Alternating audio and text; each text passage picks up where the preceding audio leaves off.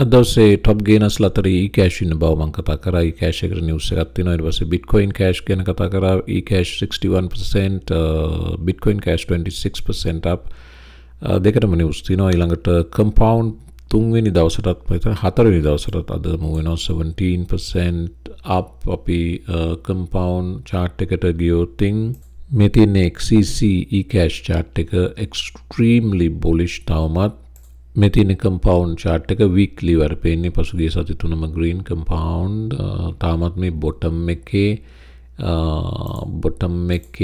ළඟම තියෙන resistance එකවත් තාම beat කරලා නැති පාටයි. අපි බැලුවොත් පොඩි ඉරක් ගහලා මේ white line එක මේක තමයි ළඟම තියෙන resistance එක. $50 කීයද මේක? $66 level එක තාම 57යි. හැබැයි price එක bottom එකෙන් recover වෙන බව පේන්න තියෙනවා. නමුත් overall වර්පේනවා compound වලට තව කොච්චර දුර එන්න තියෙනවද කියලා. මේක $900 තිබ්බේ 900 ඉඳලා වැටුණා. මේවර තමයි low එකට ආවේ $25 දක්වා. දැන් 25න් 2x bounce වෙලා තියෙනවා compound. මේක තමයි අද දවසේ top gainers ලා අතරේ අංක 3ට ඉන්න. ඊට පස්සේ Litecoin ඉන්නවා. Litecoin අපි කතා කරා reason එක බලන්න කලින් videos වල. Litecoin halving එක 20% up. ඊළඟට Maker 16% up. Double digit Bitcoin SV 13%, Ethereum Classic 14%, Zcash 12%, Dash 11%, Stellar 11%, Neo 10%, ARV 11%, EOS 10%. එතනින් පහළට තමයි single digit ඒවා තියෙන තොගයක්.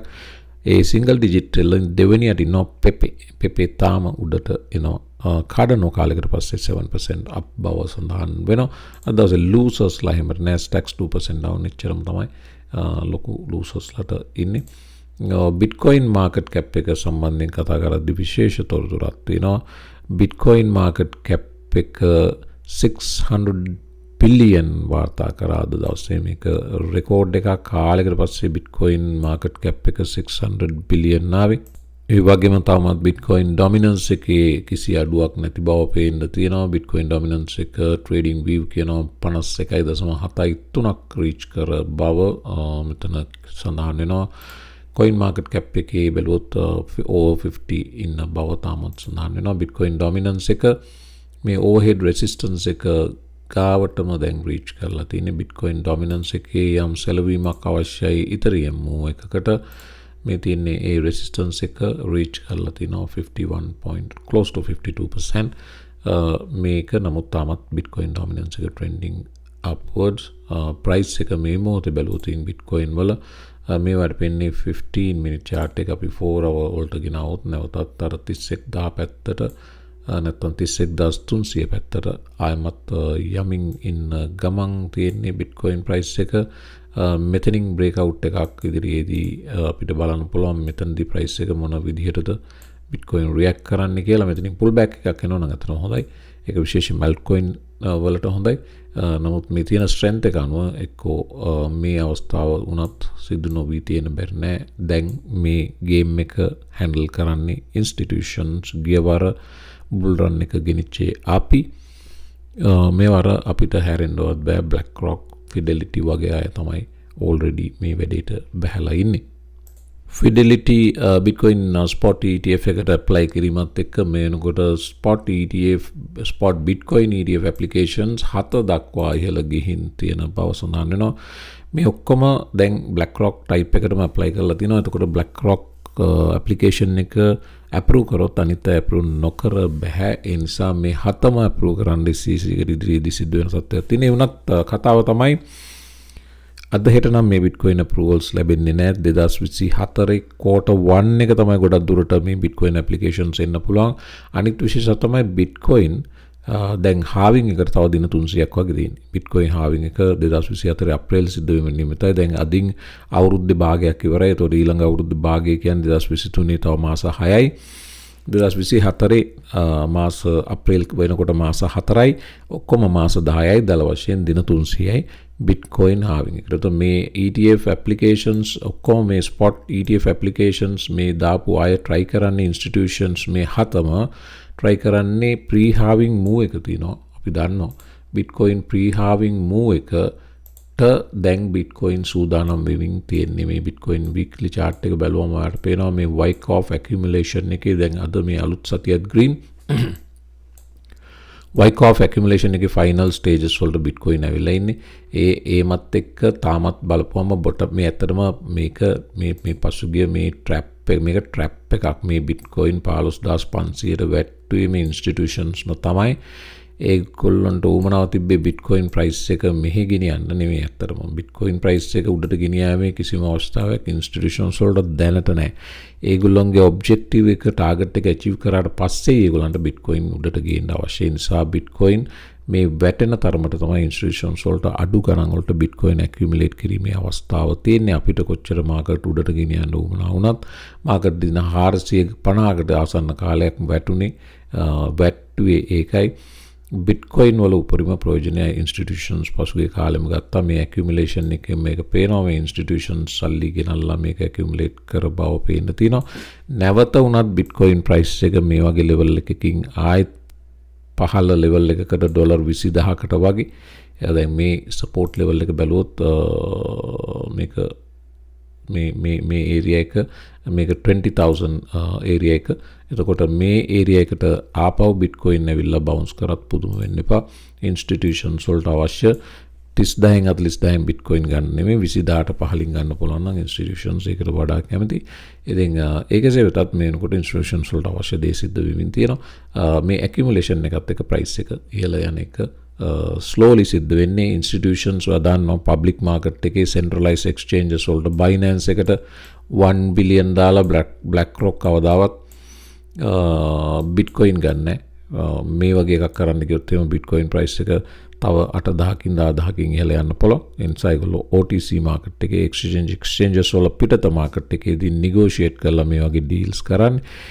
ඒ OTC මාකට් එකකින් ගන්න නිසා තමයි direct මාකට් එකේ open market circulation එකේ buy and sell නැත්නම් බිඩ් එකට ආස්ක් එකට ප්‍රයිස් එකට ලොකු චේන්ජ් එකක් සිද්ධ නොවී මේගොල්ලෝ කරන්නේ. හැබැයි long term ඉන්ස්ටිටියුෂන්ස් එකතු කිරීම හරහා ප්‍රයිස් ඉහළ යාම සිද්ධ වෙනවා.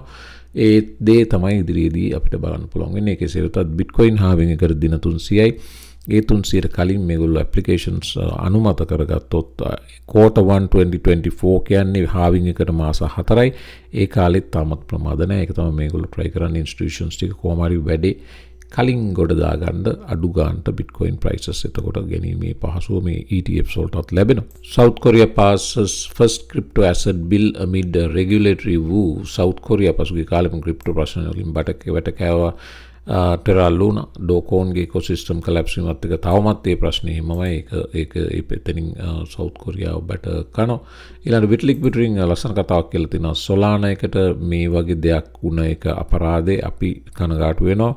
අපිට Ethereum වගේම Ethereum competitors ලත් මේ මාකට් එකට අවශ්‍යයි. කිසිම කෙනෙක්ව මේ වගේ අසාධාරණ විදියට බීට් කරලා වින් කිරීමේ අවශ්‍යතාවයක් අපිට නැහැ. ඒ නිසා SEC එකෙන් මේ Solana එලෝ පහර දීම අපි ඒ තරම් ඒ සම්බන්ධයෙන් කැමැත්තක් නැති බව විට්ලික් පිටරින් පසුගියදා තිබ්බ ඉන්ටර්වියු එකේදී සඳහන් කරා. Solana ගැන කතා කරපු නිසාම මෙන්න මේ වාර්තාවක් දැක්ක නිසා ෂෙයා කරන්නම්. Solanaට පුළුවන් වේවිද Ethereum බීට් කරන්න කියන අදහස මෙතන ඇනලිස්ට් කෙනෙක් වන Invest Answers කියන ඇනලිස්ට් මේ ගැන කතා කරා. දැන් Solana මාකට් එකයි Ethereum නුයි කම්පෙයාර් කරොත් Ethereum මාකට් කැප් එක Solana වගේ 40 ගුණයක් විශාලයි.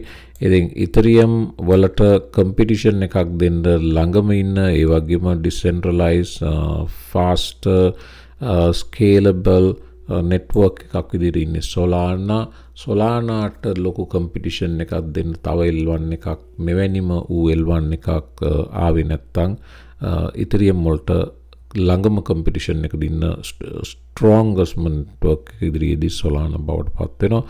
හැබැයි Solanaට 40 ගුණයක් ලොකු විය යුතුයි Ethereum ගාවට නම් යන්න කියන එක තමයි මේක කියවෙන්නේ. ඒකෙත් Solana price එක extreme recovery එක ගිය පහුගිය දිනවල ඒ මොන recovery එක ගියත් මේ weekly chart එක බැලුවම ඔයාලට පේනවා Solana තාම කොච්චර පහළ දින්නේ කියලා අද දවසෙත් price එක තාම 20ට යටින් ඉන්නේ. මේ weekly candles දෙක යන්තම් මේ bottom එකෙන් ඔලූසන්න පටන් ගත්තා විතරයි. previous high එකට Solana නැවත ඒවි කියන එක සම්බන්ධයෙන් ප්‍රශ්නයක් තියෙනවා. මේ 260ට ඒවි කියන එක. ඒ කෙසේ වෙතත් තාමත් ඩොලර් 20යි ප්‍රයිස් එක. ඉතින් සෑහෙන දුරක් සොලානාට යා යුතුයි මේ ළඟම තියෙන රෙසිස්ටන්ස් ලෙවල් එක රීච් කරන්න. කියන්නේ ඩොලර් 50 හෝල් නම්බර් එක හම්බ වෙන්නත් දැන් ඉන්නවා වගේ තව 2.5x grow විය යුතුයි සොලානාට. ඒ නිසා සොලානාට සෑහෙන ගමනක් ඉදිරියට තියෙන බව පේන්න තියෙනවා. previous all time high එක reach කිරීම කෙසේ වෙතත්. ඉතින් මේ බලන්න තව ක්‍රිප්ටෝ වලට good news තියෙනවා. Slovakia lowers taxes on crypto profits.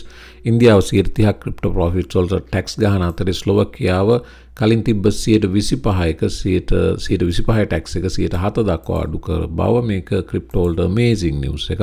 ඒ වගේම නවුසීලන්තයේ ක්‍රිප්ටෝ සම්බන්ධයෙන් තාම positive approach එකක් ගත්ත බව කියනවා. New Zealand Central Bank calls for increased vigilance for crypto not regulation. ඒ කියන්නේ vigilance විතරයි. අපි ක්‍රිප්ටෝ සහ stable coin ගැන අවධානයෙන් ඉන්නවා. සෙන්ට්‍රල් මේව තමයි ක්‍රියේටිව් සෙන්ට්‍රල් බැංකුව වැඩ කරන්න ඕන. ක්‍රියේටිව් සෙන්ට්‍රල් බැංකුව එන අලුත් නව තාක්ෂණික නැම්මවල් වලට මේවා අපේ මීටරයට අහුවෙන්නේ නැහැ. ඒ නිසා මේවා තහනම් අන්න ඒ වගේ පරණ හණමිටි අදහස් නෙවෙයි සෙන්ට්‍රල් බැංකුව වල තියෙන්න ඕන. සෙන්ට්‍රල් බැංකුව දියුණු වෙන රටවල මේ වගේ දියුණු වෙච්ච රටවල මේ වගේ සෙන්ට්‍රල් බැංකුව මේ thought pattern එක ස්ටඩි කිරීම වැදගත්. නොදියුණු තුන්වෙනි ලෝකේ රටවල් එතකොට ඒගොල්ලන්ට මේ වගේ තාක්ෂණය වල තියෙන ස්ට්‍රෙන්ත් එක තමන්ගේ රටට ගෙන හැකි වෙනවා. මේවා තමයි ලස්සන වැඩ. අපි විජිලන්ට් අපි මොනිටර් කරනවා. හැබැයි අපි රෙගියුලේට් කරලා පහර ගාලා තල්ලා පොඩි කරලා දාන්නේ. මේවයි පොසිටිව් ගුණාංග තියෙනවා, යුනික්නස් එක තියෙනවා. මේ තාක්ෂණය යූස් කළ හැකි. ඒ නිසා මේකට වැටකඩලු බඳින්නේ. අපි වොච් එකේ ඉන්නවා. අපි කස්ටමර් ප්‍රොටෙක්ෂන් එක ගැනත් වොච් එකේ ඉන්නවා. අපි ඊළඟට මේ තාක්ෂණය රටට ගෙන හැකි විදි ගැනත් ප්‍රොටෙක්ෂන් මේ වොච් එකේ ඉන්නවා. ඔහි ගියාවි අවශ්‍ය වුණොත් අපි අතරමැද වෙනවා. නැත්නම් no problem. ක්‍රිප්ටෝ වලට එන්න පුළුවන් අපේ රටට කියලා නිව්සීලන්ත සෙන්ට්‍රල් බැංකුව මේ කියන්නේ මේ විදිහටයි කටයුතු සිද්ධ වෙන්න ඕන. මේ ක්‍රිප්ටෝග්‍රැෆි මම හැමදාම කියනවා. මම දැන් අවුරුදු 3ක් තිස්සේ කියනවා ඇවිල්ලා ඉන්නේ යන්න නෙමෙයි. බිට්කොයින් මලා කියලා 475 වාරක් ඉතිහාසය කිව්වා. එක වාරක්වත් මලේ නැහැ. ඒ හැම අවස්ථාවම බිට්කොයින් නැගිටලා හිටියා. බිට්කොයින් ඔලුව උස්සුවා. දැනටත් ප්‍රයිස් එක 30000යි. මේ වෙනකොටත් බිට්කොයින් ඇකියුමුලේට් වෙනවා.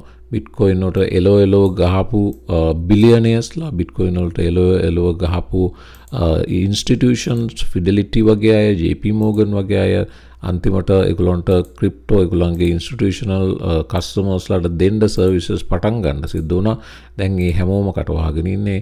ඉතින් ඒ වගේ වකවානුක ඒ වගේ පසුබිමක ක්‍රිප්ටෝ වලට දිනෙන් දින මේවා ග්‍රෝ වෙනවා මිසක් මේවා කඩා වැටෙන්නේ තියෙන අවස්ථා අඩුයි. ක්‍රිප්ටෝ වල ස්කෑම්ස් තියෙනවා. ක්‍රිප්ටෝ වල හොර රග් පුල්ස් තියෙනවා. ඒ වගේ ප්‍රශ්න නැත්තේ නෑ. ක්‍රිප්ටෝ ස්පේස් එකක් විදියට ඒවා රෙගියුලේට් විය යුතුයි. ඒවට අවශ්‍ය කස්ටමර් ප්‍රොටෙක්ෂන් මෙෂර්ස් ගත යුතුයි. නමුත් මේක මේ තාක්ෂණයක්. මේක ඉන්ටර්නෙට් 2.0 නැත්තම් මේ අලුත්ම ඉන්ටර්නෙට් එක වෙබ් 3.0 කියන්නේ අලුත්ම ඉන්ටර්නෙට් එක. මේ නව මුහුණුවර අපි මේක වෙල්කම් කර යුතු නිසා මේවට මේ ගලාගෙන එන මහා සැඩ පහරකට අත තියලා නවත්තන්න උත්සාහ කරන එක මෝඩ වැඩක්. ඒකෙන් අපිට ගත යුතු දේ ගන්න පුළුවන් විදි අධ්‍යයන කරනවා ඇරෙන්න මේකට පස්සහරවල වැඩක් නැහැ. මේ තාක්ෂණය ලෝකෙත් දිනලා ඉවරයි.